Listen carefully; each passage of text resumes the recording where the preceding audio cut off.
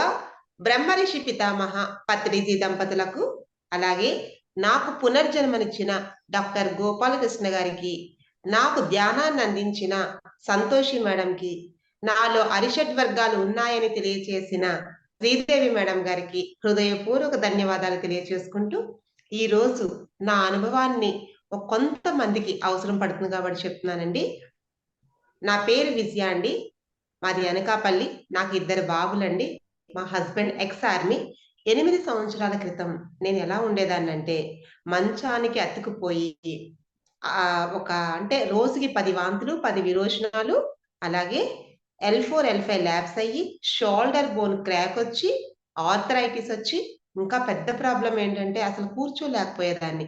Toilet పోసుకున్న ప్లేస్‌లో fistula అనేది ఫార్మ్ అయిపోయి, చీము రక్తం కారుతూ కూర్చోలేక, పడుకోలేక, నించోలేక ఎన్నో బాధలు పడుతూ 10,00,000 మందిలో ఒకళ్ళకొచ్చే ప్రాబ్లమ్ క్రాన్స్ డిసీజ్ దాంతో నేను చాలా ఇబ్బంది పడుతూ ఉండేదాన్నండి.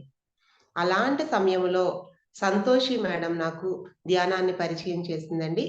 సంతోషి మేడంతో పాటుగా నేను గంగా పిరమిడ్‌కి వెళ్తే అక్కడ జోష్న అనే అమ్మాయి మాడుగుల్లో లెవెల్ 1 స్పిరిచ్యువల్ టాబ్లెట్స్ అవుతుందని చెప్పటం, అక్కడికి వెళ్ళటం, అనుకోకుండా అక్కడ 11 రోజుల 11 డేస్ ఎప్పుడైతే చేశానో, నా జీవితంలో నేను చేసిన తప్పొప్పులు ఏంటి, నాలో ఉన్న అరిషడ్ వర్గాలను నాకు తేటతెల్లం చేసిన శ్రీదేవి మేడం గారికి ఎన్నో జన్మల రుణపడి ఉంటాను.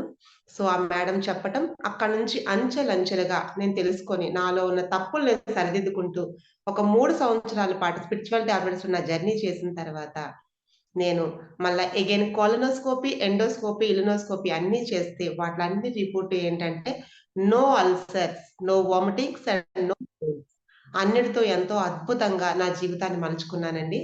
అయితే ఇప్పుడు నేను చెప్పొచ్చేదేంటంటే, అట్లా చేస్తున్న క్రమంలో సార్ ఏం చెప్పారంటే, లక్ష్మీ, పార్వతి, సరస్వతి అని కళలను కూడా నువ్వు అభ్యసించాలని చెప్పటం.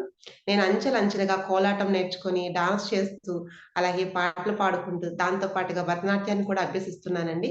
సో, నేను ఒక్కొక్క మెట్టు ఎదుక్కుంటూ వస్తూ, దాంట్లో భాగంగా లాస్ ల సారయితే 2 ఇయర్స్ బ్యాక్ చెప్పారు. ఏమనంటే, "నువ్వు నీ యొక్క అనుభవాన్ని నలుదిశలా వ్యాపింప చేయాలని." నేనేం చేశానంటే, కొంచెం నెగ్లెక్ట్ చేసి ఆగానండి. కానీ నాకు డ్రీమ్స్ ఏమొచ్చాయంటే, నేను ఒక చంద్రశేఖర్ మహాస్వామి పిరమిడ్ అని ఇక్కడ దగ్గరలో ఉన్న పిరమిడ్‌కి వెళ్తే, అక్కడ నన్ను బస్సొచ్చి వెంటనే నేను చూస్తూనే ఉన్నాను. కానీ బస్సులకి టచ్ అయ్యి ఇలా క్రాస్ అయ్యేటప్పుడు వెంటనే అదొచ్చి డాష్ ఇవ్వాలనిపి మరి వెంటనే ఎవరు లాగేశారంటే బద్రి అన్నయ్య అని సీనియర్ మోస్ట్ పిరమిడ్ మాస్టర్ అండి మా స్పిరిచ్యువల్ ట్రావెలర్స్‌లో. ఆయన వెనక్కి లాగేయటం, మా హస్బెండ్ గట్టిగా అరవటం చేస్తే నేను ఆశ్చర్యపోయాను. ఏంటి నాకిట్లా జరుగుతుందని. దాంతో పాటుగా డాక్టర్ జీకే గారు నాకు థరోలీ డ్రీమ్స్‌లోకొచ్చారండి. వస్తే ఏంటి ఇంత కోయిన్సిడెంట్స్ ఎందుకవుతున్నాయి? డాక్టర్ జీకే గారు నా డ్రీమ్‌లోకొచ్చారు అంటే, ఆయన ఏదైతే విశ్వవ్యాప్తంగా వర్క్ చేస్తున్నారో, దాన్ని తూచా తప్పకుండా పాటించాలి అని నాకనిపించి, వెంటనే సార్ చెప్పిన జ్ఞానాన్ని వెనక్కి వెళ్లి చూసుకున్నానండి.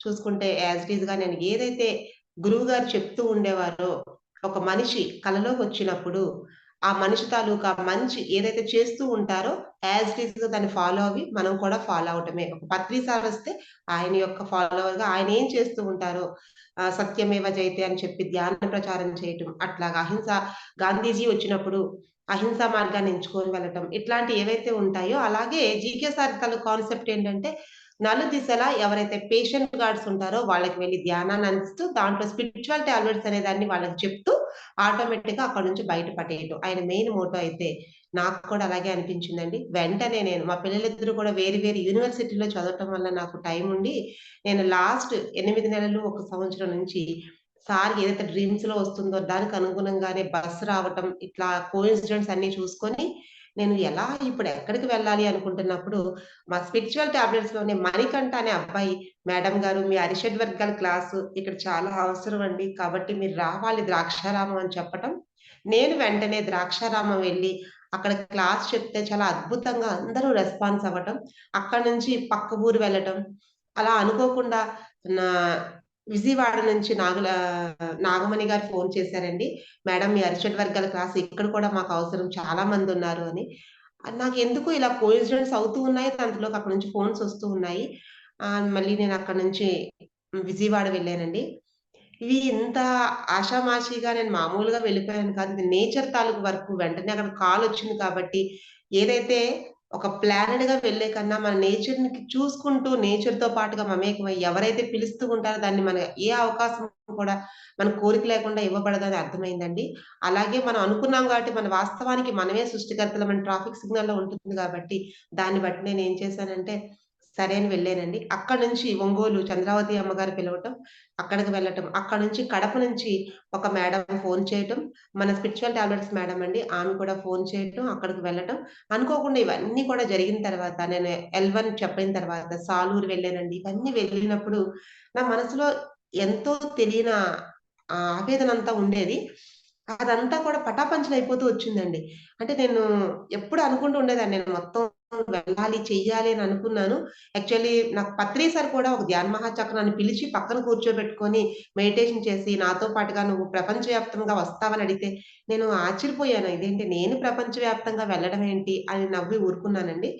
కానీ అది నాకనిపించింది. ఇప్పుడు నేను చెప్తున్న కొద్దీ నాలో ఒక తెలియలేని ఆనందం కలిగి, ఎక్కడెక్కడి నుంచో మాస్టర్స్ ఫోను చేస్తూ, "మేడం మాకిలా ఉంది.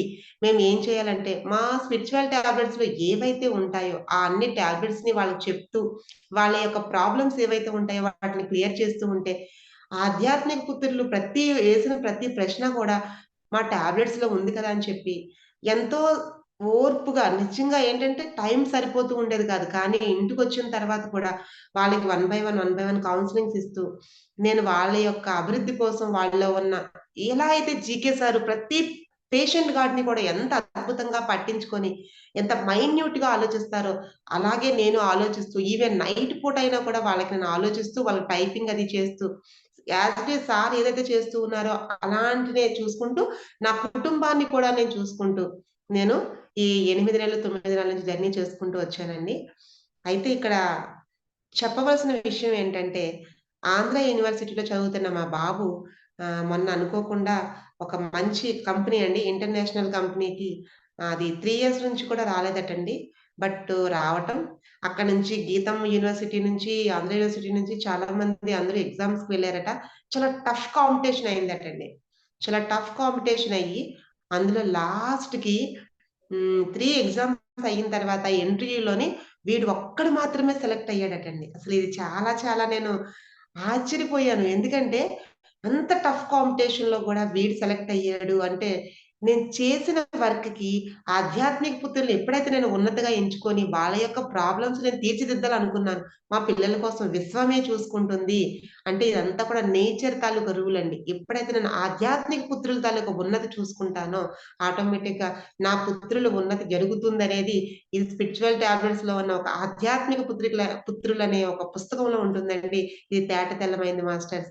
జస్ట్ నాకెందుకో చెప్పాలనిపించింది. ఇది ఎవ్వరికైనా సరే ఉపయోగపడుతుందని నాకనిపిస్తుంది. So, thank you so much అండి. ఇంత మంచి పుస్తకం రాసిన డాక్టర్ జీకే గోపాలకృష్ణ గారికి నా హృదయపూర్వక ధన్యవాదాలు తెలియజేసుకుంటూ థాంక్ యూ సో మచ్ అండి.